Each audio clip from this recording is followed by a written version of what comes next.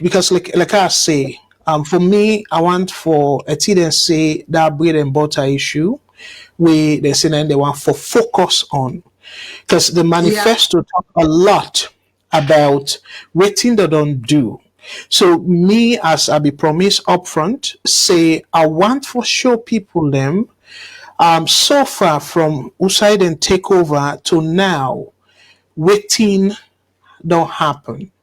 If you can Mm-hmm. permit me, let we do Please that. go ahead. And then they set the stage for where we want for talk about the APC manifesto, because the same claim where the SLPP, the Bureau administration claim, where then take Mm-hmm. over. So now that same thing they, I just want again, I don't want for do boku boku reading na yeah, but I just want Mm-hmm. to remind people them very quickly of this. This now the GTT report. It highlights most of the things that will be they go wrong. This paragraph. So again, I will sort of just quickly zoom through them. An astonishing level of fiscal indiscipline and rampant corruption by the former APC government of President Ernest Koroma had led to the near collapse of the Sierra Leone's economy by the time the government of President Julius Maada Bio was sworn into office. The economy was left burdened with external debt amounting to 1.6 billion, domestic Mm-hmm. debt amounting to 4.99 trillion or 658 million, and an exploded payroll, that's the salary and other compensation for government employees, of 2 trillion leons, which is equivalent of, at the time with the right term, 263 million, or 14.4% of the GDP. So I want to tap here for now, then talk about the debt, and then talk about the economy near collapse, then talk about the salary, the wage bill. So now the Yeah. question, yes, now let we dissect them tier we then put together. And by the way, let read another part You where better not let read let read the bottom part. The national currency became moribund, trading at 7,600 to a dollar. I want for other side. Okay. So when you look at then components, then the first thing first, the debt.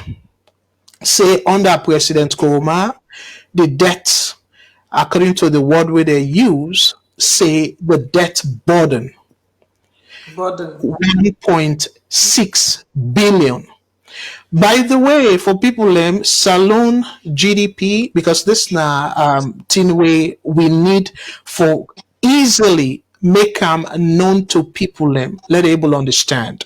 So the GDP, the debt to GDP is about slightly over $4 billion. Okay, so this not the debt. Let's show now the current. This now government debt to GDP. Okay, so the term we then take over. The debt to GDP was slightly over 69%. Nine. Where to me, I will definitely say President Koma, get no business for trust that much. Where the country at one point, but they even grow at one point, it grow by 20%. But again, 20%. and I don't allow labor on that. Look at what it is now. It is 75% of GDP. So take 75% of over slightly over 4 billion. So me fumble them and not go past $1.6 billion, where they really highlight rightfully about President Koroma. So Mm-hmm. that's now one aspect. So I go pause there and let you tell me if the debt level don't reduce. And if it not reduce, then why then say the burden of debt now be issue? So if now be issue, then why enough for be issue now? Whose justification then get for let it not be issue? So two things here where the burden even more than under President Kuruma. That debt don't go up significantly, and also interest rates don't go up around the world. So meaning the burden right now where we get for waiting and call for manage the debt, a more than the burden will be get under President Kuruma. So meaning that assertion say they manage the economy better. I go come to other indicators them than they self. I go look na the eye and say not to true. A false statement say they encourage they be very fiscally responsible. I go pause there. And again, before I pause, something just come up. That salary where they say the wage bill, nothing other for right to home about. They justify and say, oh, more teacher and stuff. But let's look at the statistics. Then we see them say, now issue back then, and why enough for be issue? The wage bill, it's way more than, according to them, they said previously about 14%. Now it's way more than 14%.